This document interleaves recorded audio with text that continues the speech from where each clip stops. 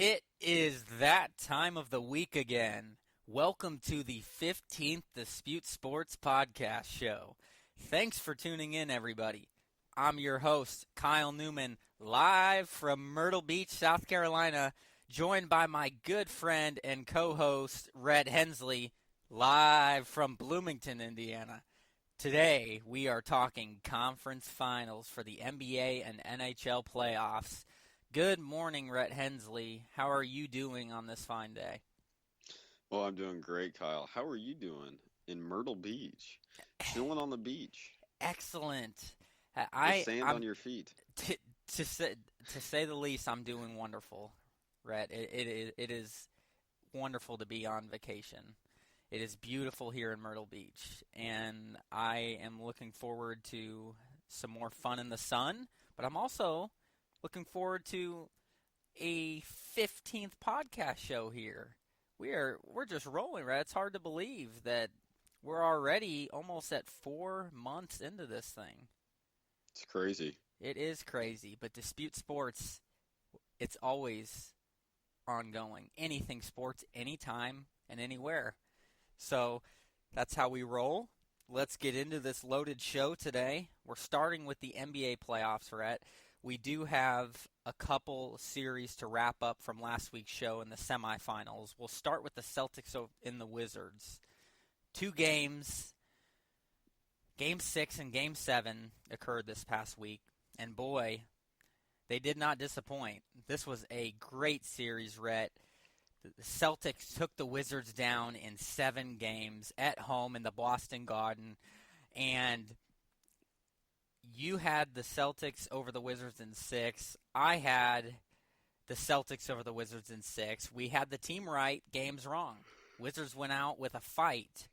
And so Game 6, let's start there.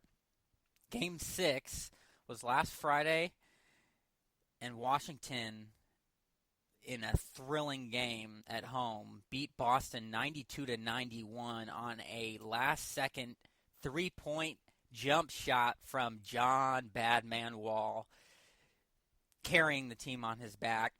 What a game it was, back and forth. They went, Rhett, and Isaiah Thomas had a good game, hit a big shot down there at the end. Al Horford hit the go-ahead jumper from 17 feet out. You thought the Celtics might have had it, but too much Wall, too much Beal. Beal was huge down the stretch in that game, hitting 2 big shots for the Wizards, a 3, and then that running 2-pointer to put them up 1 before the Horford shot. So that was a great game there. What was your thoughts on that game? John Wall, and Beal. Beal was, I'll tell you what, those two together, putting is magic. I'm surprised. We'll see him back next year for sure. Yeah, no doubt about it. They get one more piece, and I think they can really compete in the East. Oh yeah. John Wall, that big 3-pointer that he hit in Game 6, and that's the thing that he's been working on is his 3-point shooting. Because tell you what, if he adds that to his repertoire, it is going to be amazing. Excellent word from Rhett Hensley this morning, this early. I love it. Thanks, sir. Absolutely. Game 7 on Monday was also a great game. Now, Boston ended up pulling away at the end, winning 115-105. Too much Isaiah Thomas. Man, did he go off to create some space in this game from the Wizards. It was close all the way for those 3 quarters and really for a good portion of the 4th. But it was toward the end of the 3rd quarter that Isaiah Thomas just went off. And they went from being down 4 or 5 to being up almost 10 like that because of him. He had a great game, and it was a good finish for the Wizards. Disappointed with the loss in the series, but they were at Boston. I don't think anybody expected them to win in Boston, let alone take this to a 7-game series. This team needs another piece. overall, in the end, my reflections on the series is the Celtics were better than the Wizards. They had more firepower. Isaiah Thomas just one-upped the star in 7 games of John Wall, and that made the difference. But the Celtics, Isaiah Thomas, it wouldn't have happened if he didn't get a lot of support in these last couple games either. Crowder was big. Bradley was huge. Horford was big. They had a lot of support. Even Marcus Smart came up big for them. You're sitting there tiptoeing the line, Kyle. Kelly Olynyk, that Game 7, he's coming off the bench. 28 minutes. He only missed 4 shots. The man was on fire.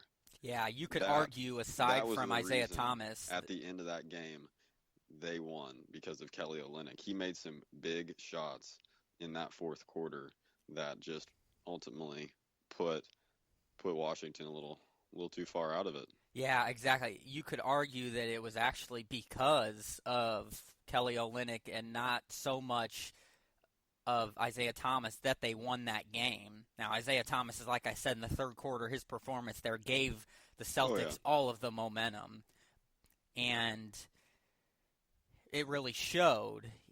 Isaiah Thomas, he ended up in 40 minutes, finished with 29 points, hit 3 3-pointers, shot almost 50% from the field, had a great game. But you mentioned Olynyk's huge game was absolutely a big one, Looking at the bench points compared to the Celtics, 5 points compared to, almost, 40? Yes. Is crazy. So you're not gonna win a game if you have 5 points coming off the bench. It's not how it's gonna happen. No, and you know what else didn't help the Wizards is John Wall did not have a great game. Bradley Beal had a great game. Bradley Beal had 38 points, hit 5 3-pointers, but Wall finished with 18, and he shot 8 for 23 from the field. That's not good enough from your superstar player when you need it in a Game 7. But, Otto Porter Jr. finished with 20. Morris finished with 18. The support was there. Wall had to have more than 18 points in this game. And I felt going into it, Beal and Wall had to have 30-plus points for them to win this game in Boston. And it did not happen. And the Wizards go home again. And in the semifinals for the second straight year, they also have never made it to the conference finals with this core of Wall and Beal, Rhett. So another year for them, but I see it coming in the future. This team gets another piece or two, and just like the Celtics, they're going to be around for a while. Oh, yeah, for sure. But the Celtics had moved on, so now let's recap that last semifinal series that we did not have finished from our show last week. That was the Spurs and the Rockets. And surprisingly, the Rockets did not force a Game 7 like I thought they would do. I had the Rockets in 7 games over the Spurs. You had the Spurs over the Rockets in 7, so you had the team correct. But the Spurs meant business on the road in Game 6, and that's really what it came down to. So let's recap that one. Game 6 in Houston for the Rockets and the Spurs, that was last Thursday, and San Antonio put the spanking on Houston. 114-75, they ended up getting the win in big fashion. LaMarcus Aldridge finished with 34, and the most incredible thing about this, Rhett, was that the Spurs did this without Kawhi Leonard, who was injured for this game after the previous game, injuring his ankle before that overtime. Yeah, and Jonathan Simmons steps into his place and has 18 points in the starting lineup, and it was just too much Spurs, too much Popovich getting this team ready. Solid team basketball won this series for the Spurs, and I have to say it, Rhett, where was James Harden? this was one of the most pathetic performances you will ever see from a superstar, somebody who was in the MVP talks, probably 50-50 with him and Russell Westbrook. He finished with 10 points in 37 minutes, shot 2 for 11 from the floor. I mean, 6 turnovers. 6 turnovers also. You cannot get much worse than that in a Game 6 triple-double or a double-double? What was he going for? I don't know if he was going for any of that because it was not happening for him that night. And really disappointing, right? You would think that the Rockets in a Game 6 like that back at home would be able to force a Game 7. Just imagine being the home crowd and just getting slaughtered on a Game 7 or Game 6, sorry. Yeah, I can't. They were gone. It seems like half the stadium was gone at halftime, and the Spurs, they did what they do. I was surprised that they did not force a 7-game series, but then again, the Spurs are the Spurs. They wanted it more. The Rockets, they need another piece too. Just like the Wizards, they are in that tough Western Conference. To get past some of these powerhouses, they're going to need more help. It can't just be James Harden, and that's what it came down to. Harden trying to do everything. And the Spurs caught onto it with their defense. And they really exposed James Harden where he still has some room to grow. And exactly. You know, a superstar cannot win a game if they have 10 points. That's not how it works anymore. No. You cannot do that. You got to score at least 20 to 30 if you're down going into Game 3 exactly. or Game 6. So that is exactly right. All right, Rhett. Now on to the conference finals. We'll start with the series that's been played already so far. That is in the West, the Warriors and the Spurs. And it has been a good series so far, especially that first game. But this series has been plagued by a massive injury for the Spurs, which we will get into, especially me, with Kawhi Leonard being out. But it is a 2-0 series lead right now for the Warriors, who had both games 1 and 2 at home. And to recap, Game 1 on Sunday, Golden State escaped, beating the Spurs 113 to 111. Had a very nice comeback, over 20 points. They came back. But this game was plagued by the injuries of Kawhi Leonard and Tony Parker. Tony Parker, who was out from the previous series against the Rockets. There's no way around that, Rhett. That is my takeaway from Game 1. The Spurs would not have lost this game if Kawhi Leonard had not have been injured. This team was rolling with him in the game. Into the third quarter, about halfway through, Leonard takes a jump shot in the corner, and Zaza Pachulia kind of extends out to him with that close defense, and Leonard falls down on his same injured ankle from the Rockets series, and it was just too much. He's getting banged up, and he couldn't go. Went out, and then did the Warriors ever take advantage of it? Went on that crazy run. Aldridge tried to keep the Spurs in the game, and that's why it came down to the very end. And some players stepped up. Simmons stepped up and had another good game coming in, but it wasn't enough. Ginobili, the veteran, Aldridge, they needed their star, and it didn't happen, and Golden State completed a very nice comeback in a game where they looked, like you said, a bit rusty, Rhett, but I don't buy into that. I just don't. A bit rusty, Kyle. They were a bit rusty.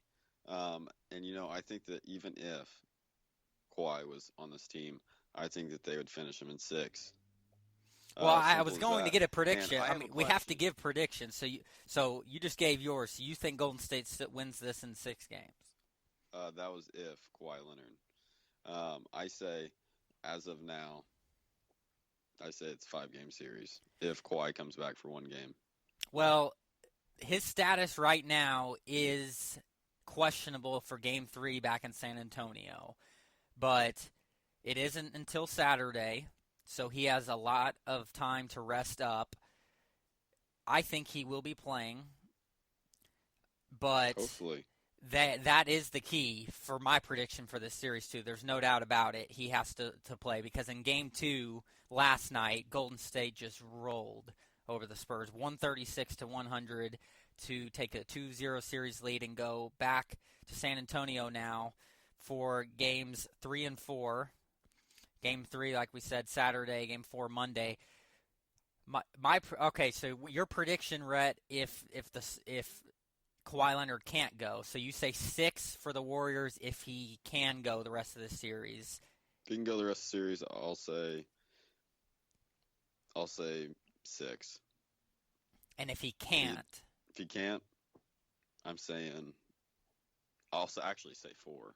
I'll say a sweep if he doesn't come back. You'll say a sweep. I can understand that, and I'm tempted to even just give him only one game if he did come back. But, I'll give him the benefit of the doubt. Very smart of you. Very smart of you, Rhett. Here's my prediction. You'll be surprised, probably. But if it obviously has to depend on if Kawhi Leonard plays. He's the best player on the Spurs. Really creates a nightmare matchup for the Warriors.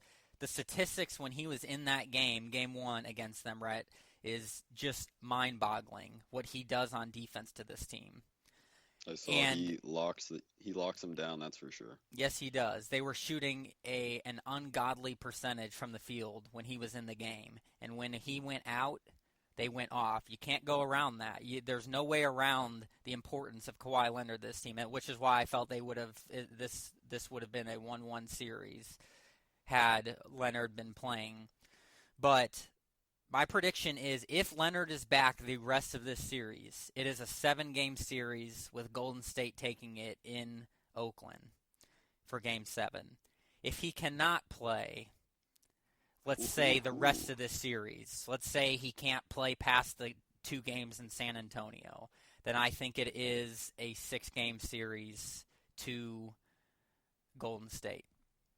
But my prediction with him in the rest of the series is a 7-game series to the Warriors because they just have that is bold. They just have more firepower. They just do than the Spurs. Especially even if he is playing, you have to figure he's not 100%, and that's going to affect his level of play throughout the rest of the season. Apparently it didn't affect him too much since you thought they would give it 7 games. Well, yeah, I because he's that good, and he's that good of a defensive player. And right. San Antonio is a good team at home. So they are. They are a strong team at home.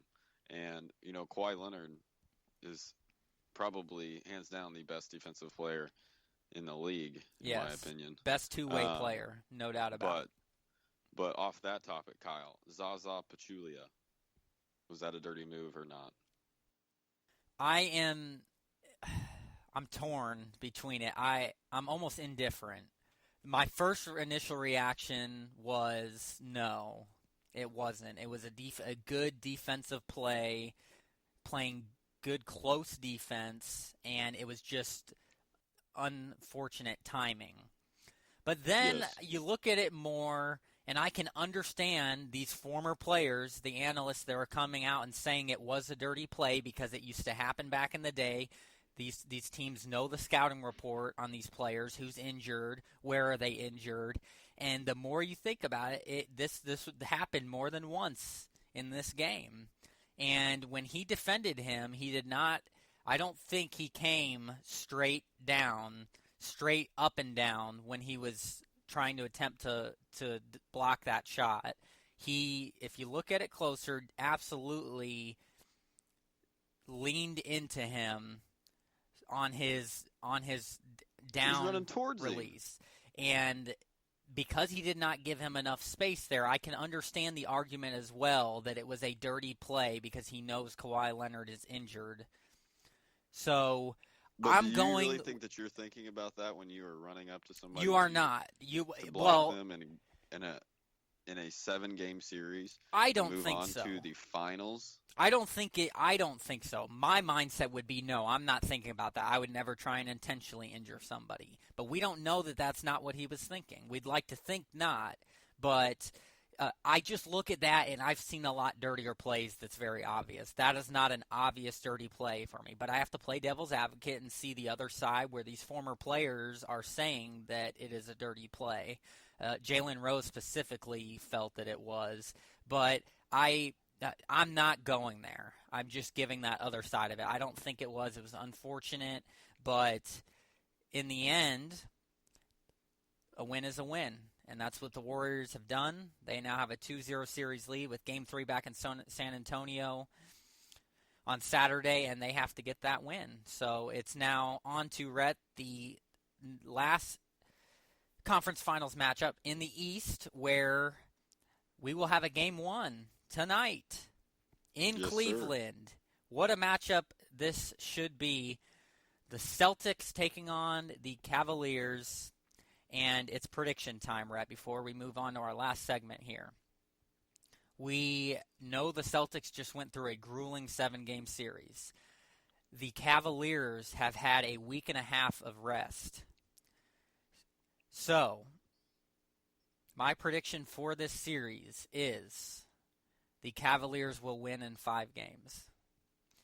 The Celtics are not nearly talented enough to keep up with this Cleveland team that is absolutely rolling. I will say this. If there is a game that the Celtics win, I do think it is tonight. Because, and that would be the road game. You know, if it would not surprise me if they make it a 6-game series, because I can see them winning back in Boston. LeBron typically in his past has not played great there, especially in the playoffs.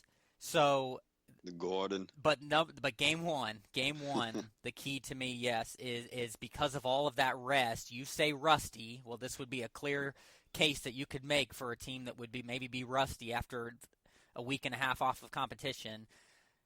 But I don't see it. I see the Cavaliers winning this series in 5 games, and I'll give 1 to the Celtics in Boston. But the Celtics don't have enough. They do not have enough. I see them doing the Cavs doing a good job of shutting Isaiah Thomas down, and then at that point, who else are the Celtics going to get that offense from? Because the Cavaliers are in sync right now. So that's my prediction. 5-game series, Rhett. I hope to see a more competitive series. I'd love to see the Celtics win. So, but I just don't see it. Cavs in 5. Your prediction? I love it. So I'm going to go with Cavs in 4, actually. You're going 3 straight sweeps. I'm going very bold. And I think that LeBron is actually really wanting this sweep. And I think that, honestly, they might get it. I think that the Celtics aren't deep enough. I think that Isaiah Thomas is going to have a phenomenal game. But I think that they're probably going to stick LeBron on Isaiah Thomas. And that will be one person that I feel can shut Isaiah Thomas down. Yes. Who else, because that's what they're going to say, who else is going to be able to beat us besides Isaiah Thomas? And they have some players that can make shots, but they're going to have to play their best games every game in this series of their lives, Rhett, that to have a chance. And I will say this, I don't think these are going to be blowout games. I wouldn't be surprised if it's a sweep either, but I think it could be an Indiana Pacers type of sweep. I think every game will be competitive. I just don't think they have enough in the tank.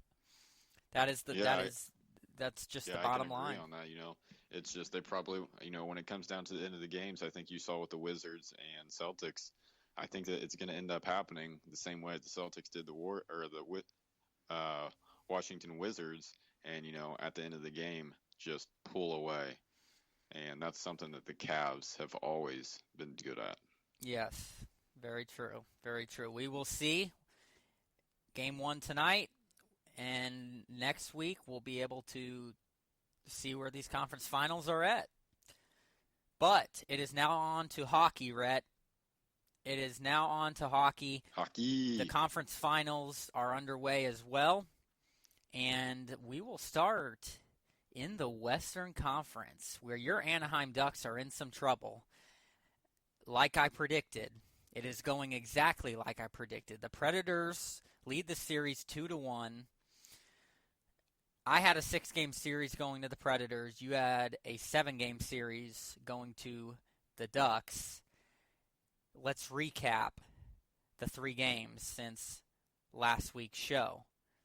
So, Rhett, for Game 1, Yep. the Nashville Predators stormed into Anaheim, and they took the first game against your Ducks behind some great goaltending from Pekka Rinne and just unbelievable relentlessness on offense from the forwards of the Predators. And they end up winning Game 1, and then Game 2. So Game 2, your Ducks responded, and they responded by putting it on Pekka Rinne. 5-3 winning Game 2. Oh yeah, we were ready for that one.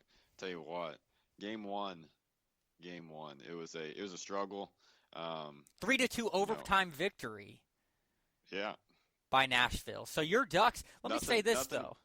I was very impressed. Your Ducks had just went through a brutal 7-game series against the Oilers, and then they come out on less than 48 hours of rest, and they are able to go push a game to overtime. That was very impressive to me. Nashville, they just proved they're not afraid to win on the road either, and they had some rest after a 6-game series against the Blues. They had 4 or 5 days of rest. So I think that helped Nashville. But in Game 2, again, your Ducks did not show any letback. No letdown at all did they have. They came out and they put it on in anger form, Rhett, to square the series up. And then Game 3, last night, your Ducks get off to a hot start. Taking that lead deep into the second period, 1-0, you think, wow, they might have it, and then the Predators do what they do. They score 2 goals in the third to win 2-1, and it did. It was a very good game, and the Ducks had a lot of chances to tie that game up and go to overtime. But Rinne did what he did and has been doing all series, especially at home. He was the Great Wall of China. Oh yeah, the dude is a giant. What is he? How tall is he? I mean, I believe he's 6'5", yeah, 6'6". Giant. He is blocking that goal. I really thought it was a good takeaway from Game 1 and 2. They fought really hard. I think that the Predators just dug a little deeper in those games and pulled out a win, as you saw. And Game 2, that goal in the third period, that killed us. Kyle. Yep. We just couldn't get another goal, and after we ended up pulling the goalie with a minute left, we almost had a goal, and it was fundamental. Slipped right through our fingers. It was fundamental mistakes, Rhett. That goal that gave the Predators the lead was on a power play. Yeah. And it was Roman Josi, and it was a rebound. And the rebounds are the most dangerous scoring opportunities. So it ended up being just what the Predators needed.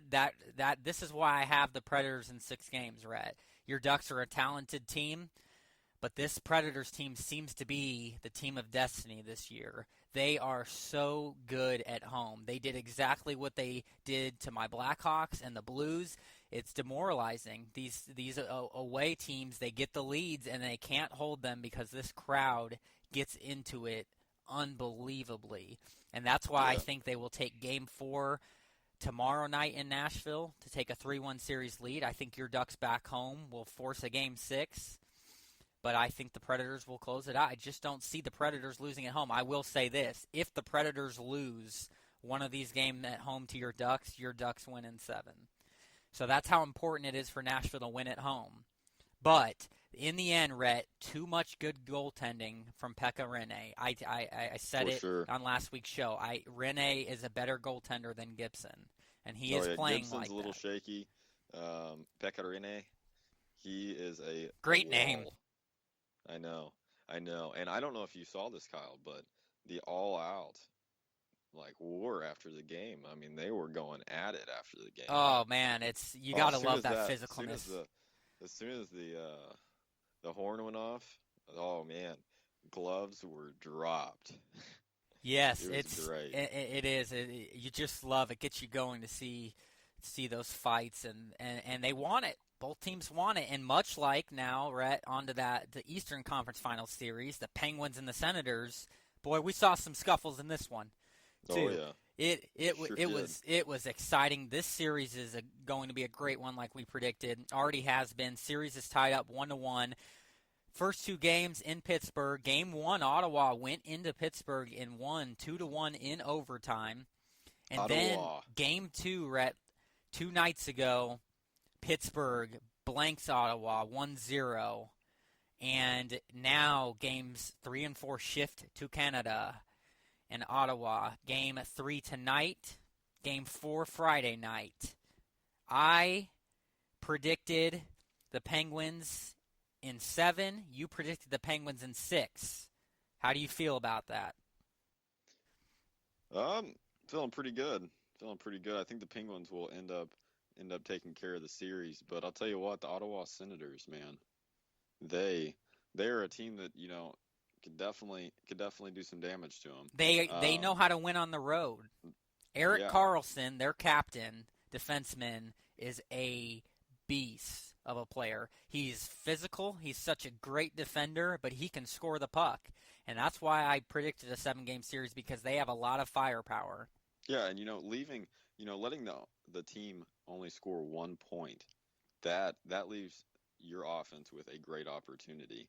And I think that if they continue that, they're going to have more opportunities to finish out the game and potentially move on. But you got to score first. Come on. You do. And Phil Kessel, the veteran for the Penguins, after not scoring in the first 2 periods, Phil Kessel, with 6:55 left in the third period, scores that lone goal in Game 2 to give the Penguins beautiful goal too. A win. Yes, it was. That was a phenomenal game to watch. It really was. I love the physicality of it. Both games have been. Marc-Andre Fleury, the goaltender for the Penguins, has been phenomenal.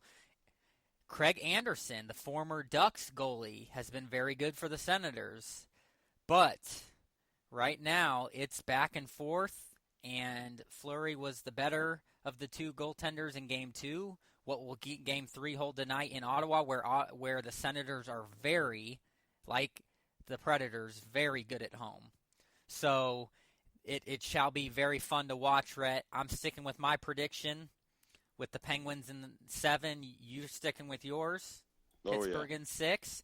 And if that's the case, then either way, the Stanley Cup Finals will be a juicy one, just like the NBA Finals will. But that does it for today's podcast. Thanks for tuning in, everybody. Don't forget, you can now subscribe to our podcast on iTunes and have every episode available to you as soon as they are posted each week right on your smartphone or tablet. You can also catch all of our podcasts on our website, DisputeSports.com.